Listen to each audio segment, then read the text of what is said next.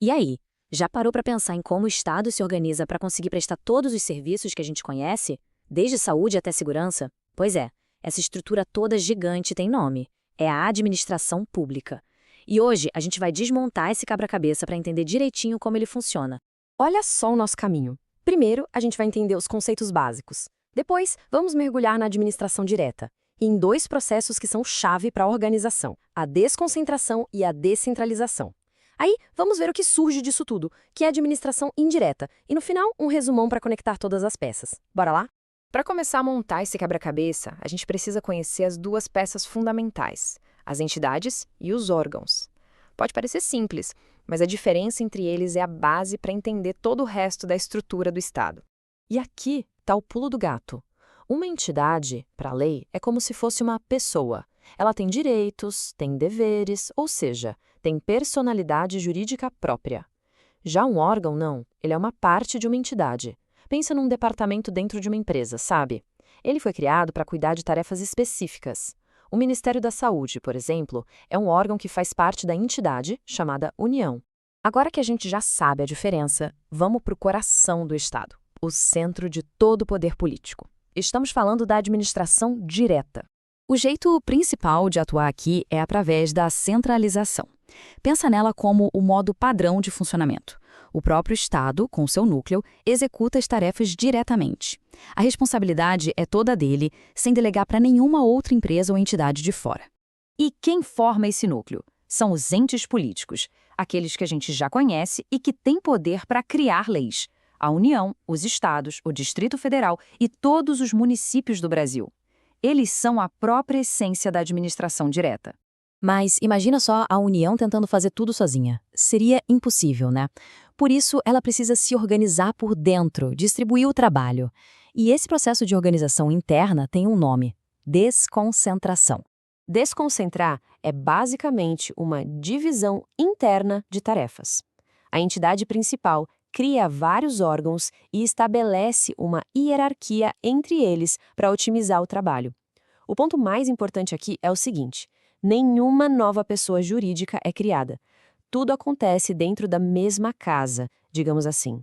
Essa imagem aqui mostra bem como funciona essa hierarquia. Lá no topo temos os órgãos independentes com autonomia máxima. Logo abaixo vêm os autônomos, como os ministérios, que comandam as políticas. E essa estrutura vai se dividindo até chegar nos órgãos subalternos, que estão lá na ponta, executando as tarefas do dia a dia. É uma cascata de comando, tudo dentro da mesma entidade.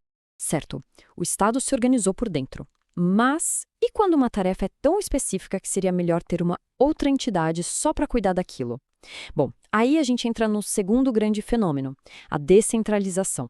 Descentralizar é um movimento contrário. Aqui, o Estado não divide as tarefas internamente. Ele transfere a responsabilidade para uma outra pessoa jurídica, uma nova entidade que ele cria, para uma função específica. E isso muda tudo. A relação não é mais de chefe e subordinado, ou seja, de hierarquia. Passa a ser uma relação de supervisão e controle, que a gente chama de vinculação. Essa tabela aqui é ótima porque coloca os dois conceitos lado a lado. A diferença fica muito clara. Na desconcentração, a divisão é interna, dentro de uma única pessoa jurídica, criando órgãos que obedecem a uma hierarquia. Já na descentralização, a transferência é externa para uma nova entidade e a relação é de controle, sem subordinação direta. Essa talvez seja a distinção mais importante de todas. E para onde vão essas tarefas descentralizadas? Elas vão para um novo conjunto de entidades que formam a chamada administração indireta. Entidades como o INSS ou a Petrobras, por exemplo, nascem para executar serviços públicos ou atividades econômicas de um jeito mais especializado. Elas têm autonomia, mas, como a gente viu, são supervisionadas pela administração direta, à qual elas estão vinculadas. Agora, vamos olhar com calma para essa tabela, porque ela é essencial. Repara na primeira linha, as autarquias, como o INSS.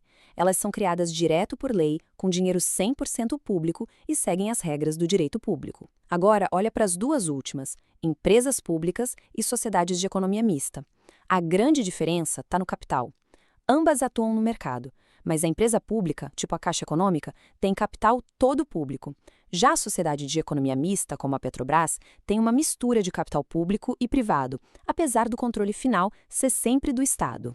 Ufa, passamos por todos os conceitos. Agora, para fechar, vamos juntar as 3 peças principais do nosso quebra-cabeça: centralização, desconcentração e descentralização, e ver o retrato completo de como o Estado se organiza. Este resumo final consolida tudo. Na centralização, o Estado mesmo executa a tarefa. Simples assim. Na desconcentração, ele distribui o trabalho para seus próprios órgãos internos numa relação de hierarquia, de chefe para subordinado. E na descentralização, ele transfere a tarefa para uma nova entidade numa relação de controle. Essas são as 3 formas básicas de atuação da administração pública. Então, no final das contas, o ponto central é este. Toda essa estrutura complexa de órgãos e entidades de desconcentração e desconcentralização tem um grande objetivo, que é buscar a máxima eficiência na hora de prestar os serviços públicos para a sociedade. É o Estado se moldando para tentar funcionar do melhor jeito possível.